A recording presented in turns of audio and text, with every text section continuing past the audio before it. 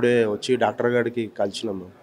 కలిసి సార్ అన్నకు చూసినాం, ముందు చూసి పిలిచినాము. అన్న ఎక్కడన్నా లేవన్నా మేము అని పేర్లు పెట్టి, అన్న గబ్బర్ సింగ్ రమేష్ వచ్చినాము, గబ్బర్ సింగ్ రిమ్సన్ రాజ్ వచ్చినాము అన్న అని పిలిస్తే అన్న లైట్గా లేచి ఇట్లా కన్ను తెరిచి చూసి అన్నట్టు అని మాట్లాడిండు.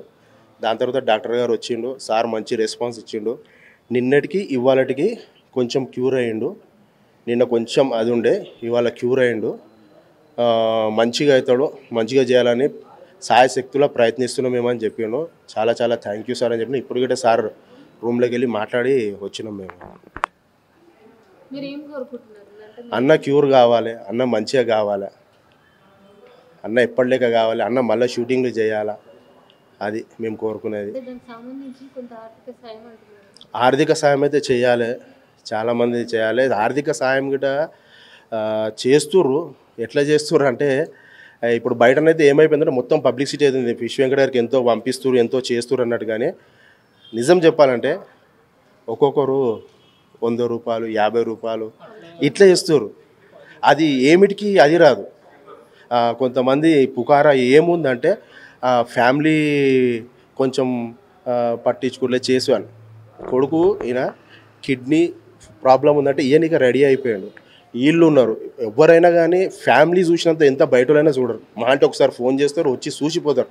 కానీ 24 గంటలు ఆయన బాగలేనప్పటి సంది వాళ్ళే ఉన్నారు. ఇట్లా ఇంతకు ముందు గిట్ట అయ్యింది అన్నకు షుగర్ వల్ల. అప్పటి సంది అనేది ఫ్యామిలీ మొత్తం ఉన్నారు. ఇప్పుడు కూడా ఫ్యామిలీ ఎంబడే ఉంటారు. అది పరిస్థితి. ఎట్టు పరిస్థితుల్లో అన్న బాగా అవుతాడు అని మాకు నమ్మకం. బాగా కావాలి, అన్న మళ్ళీ ఫస్ట్ లేక రావాలి, షూటింగ్లలో చేయాలి. మళ్ళీ ఇండస్ట్రీ తరఫు నుంచి కూడా అనేది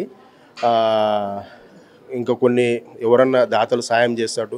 మన అన్న ఏం పేరు, సుమన్ టీవీ రోషన్ అన్న గిట ఏమో సాయం చేస్తా అని చెప్పిండంట.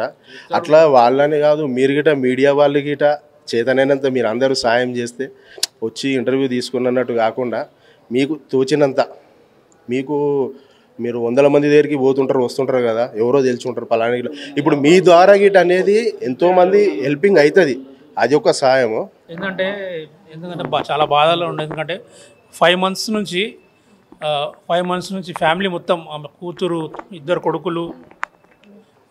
కొడుకులు వాళ్ళు ఇక్కడనే ఉండి హాస్పిటల్ అయిన దగ్గరే ఉండి చూసుకుంటారు. కానీ కొంతమంది ఎట్లా అంటే ఇప్పుడు ఎవరు చేస్తలేరు అనుకుంటారు. కానీ వీళ్ళు చేయంది అయితే మనమైతే ఏం చేయలేం. కానీ మేము వచ్చి చూసిపోతుంటాం అంతేగాని వీళ్ళే దగ్గరుండి చేస్తారు. వీలైనంత వరకు అందరూ కొంచెం హెల్ప్ చేయాలని మనస్ఫూర్తిగా కోరుకుంటున్నాను నేను. ఇంకోటి ఏంటంటే ఇప్పుడు మనము హెల్ప్ చేయడానికి కొంచెం నంబర్లు ఇట్లా వేస్తే ఫోన్లు చేసి టార్చర్ చేస్తారు కొంచెం మంది అయితే. అంటే నార్మల్గా అంటే అట్లాంటి ఫోన్లు వేయకండి ప్లీజ్. హాస్పిటల్లో ఎవరు డిస్టర్బ్ అవుతున్నారు. చెప్పండి. మా ఫిష్ వెంకట్ గారికి ఒక 5 రోజుల క్రితం నుండి ఇదే హాస్పిటల్లో ఉన్నాడు. ప్లస్ అంటే క్రిటికల్ పొజిషన్లో ఉంటున్నాడు. ఎందుకంటే డయాలసిస్ చేసినాక ఒక గంట 2 గంటలు కొద్దిగా ఇట్లా చూస్తున్నాడు. మళ్ళీ అటెనక యథాస్థితిలోనే ఉంటున్నాడు. 5 రోజుల నుండి మేము హాస్పిటల్ దగ్గరనే ఇక్కడనే ఉంటున్నాం. మేము వరంగల్ నుండి వచ్చినాం. నా పేరు ఎండి మస్తాన్, వరంగల్.